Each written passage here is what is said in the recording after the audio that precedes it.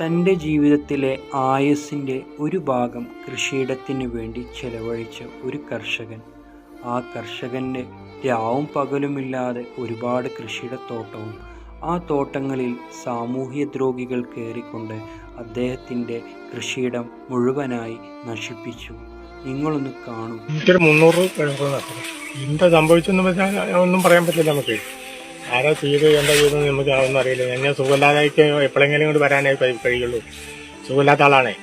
അപ്പോൾ ഞാൻ ഇന്നലെ 8 മണിക്ക് ശേഷമാണ് നാട്ടുകാർ വിളിച്ച് പറഞ്ഞിട്ടാണ് ഞാൻ അറിയണത് തന്നെ. എന്നിട്ടാണ് വന്നത്. ഞാൻ 2-3 വട്ടം വന്നപ്പോഴേക്ക് എനിക്ക് അങ്ങോട്ട് വീട്ടിൽ പോകാൻ ബുദ്ധിമുട്ടായിട്ടാണ് ഞാൻ പോയത്.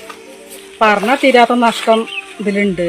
5 ലക്ഷത്തിന്റെ മീതെ ഇതിൽ ഞാൻ ഓർമ്മയിലുള്ളത് കണക്കൂട്ടിയപ്പോൾ മീതെ ഇതിൽ ചെലവാക്കിയിട്ടുണ്ട്. പിന്നെ അതുപോലെ തന്നെ ഈ കുട്ടിയുടെ ഇവന്റെ ഒരു അധ്വാനം ഇതിൽ നല്ലുണ്ട്. ഒരു 7ാം ക്ലാസ് പഠിക്കുന്ന കുട്ടിയാണ്. അവൻ ഈ പ്രായത്തിൽ ചെയ്യണമെങ്കിൽ ഞങ്ങൾ അതിന്റെ ആത്മാർത്ഥത എന്തായിരിക്കും എന്നുള്ളത് ഞങ്ങൾക്കൊക്കെ അറിയണുള്ളൂ. പിന്നെ എന്റെ 4 വയസ്സായ ഒരു കുട്ടിയുടെ ഒരു 4 കൊല്ലം ജനിച്ചിട്ട് ഒരു കൊല്ലം ഞാൻ എൻ്റെ ഒപ്പം ഫുൾ ടൈം ഇരുത്തിയിട്ടുള്ളൂ. അതായത് സമയത്ത് ഞാൻ ഇങ്ങോട്ട് വരുമ്പോൾ ആ കുട്ടി ഒറ്റയ്ക്ക് ഉമ്മല്ലാതെ അവിടെ ഇരിക്കും. ഞാൻ ഇവിടെ വന്നിട്ട് ഓരോ പണി ചെയ്യും. ആ കുട്ടിയുടെ 3 വർഷം, എൻ്റെ രണ്ടാമത്തെ കുട്ടിയുടെ 3 വർഷം വരെ പഠനം ഇതും എല്ലാം. ഇങ്ങനെ നമ്മുടെ നാടുകളിലും ഒരുപാട് സാമൂഹ്യദ്രോഹികളുണ്ട്.